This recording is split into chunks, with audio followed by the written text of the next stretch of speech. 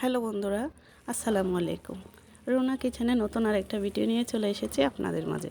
বাটাবাটি ঝামেলা ছাড়া বাসায় থাকা উপকরণ দিয়ে সহজে বানিয়ে ফেলতে পারবেন এই রেসিপি।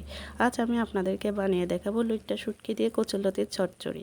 এটা দেখতে মাশাআল্লাহ অনেক সুন্দর, খেতে মাশাআল্লাহ অনেক সুস্বাদু।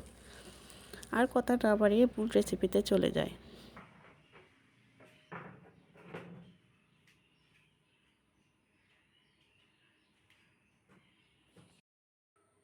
এখানে আমি হাফ কেজি কচুরলতি আগে থেকে কেটে ধুয়ে পরিষ্কার করে নিয়েছি।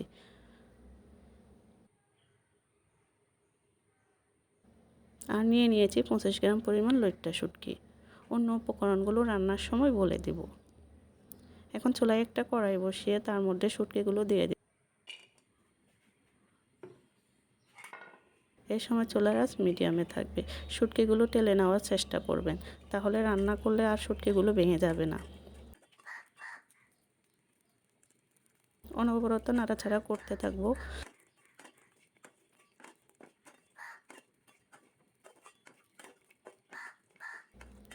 শুটকির কালার পরিবর্তন হয়ে আসলে এখন পানি দিয়ে 2 থেকে 3 বার ধুয়ে নিয়েছি।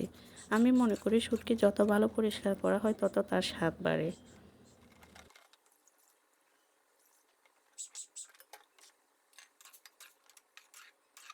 আবার চুলায় কড়াই বসিয়ে তার মধ্যে পরিমাণ মতো তেল দিয়ে দিয়েছি। তেল গরম হয়ে আসলে বড় সাইজের একটা পেঁয়াজ কুচি দিয়ে হালকা বাদামি কালার করে ভেজে নেব।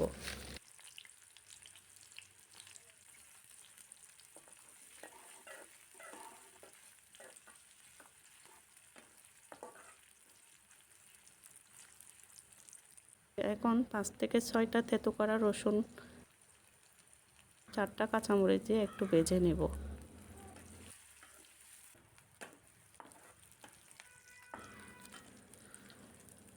এখন দিয়ে দেব লইট্টা শুটকি। লইট্টা শুটকি দিয়ে আবার 1 মিনিটের মতো ভেজে নিয়েছি। এখন এর মধ্যে হাফ চামচ হলুদের গুঁড়া, 1 চামচ মরিচের গুঁড়া, 1 চামচ ধনিয়ার গুঁড়া দিয়ে ভালো করে নাড়াচাড়া দিয়ে মিশিয়ে নেব।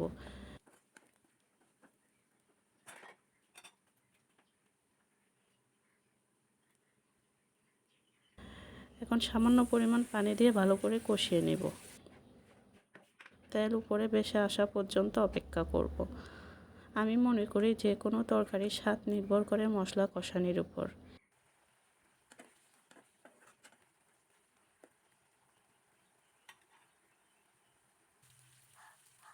এখন লতি দিয়ে মশলার সাথে ভালো করে মিশিয়ে নেব।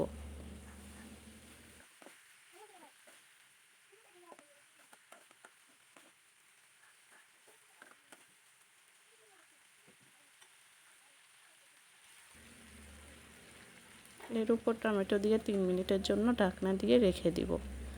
অফ ক্যামেরায় আমি 2 থেকে 3 বার নাড়া দিয়ে দিয়েছি।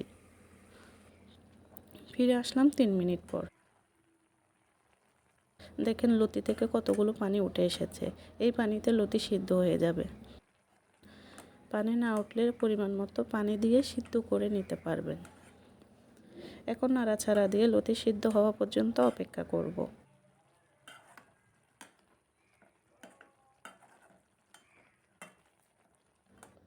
দেখেন মাশাআল্লাহ কতটা সুন্দর হয়েছে। একটা শুটকিও ভাঙে নাই, লতিগুলো একটু গলে যায় নাই। মাশাআল্লাহ কত সুন্দর ঝরঝরা। আপনারা চাইলে বাসায় এটা বানিয়ে দেখতে পারেন।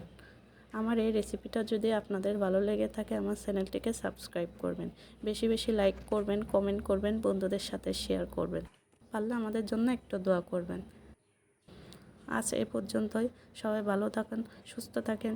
আল্লাহ হাফেজ।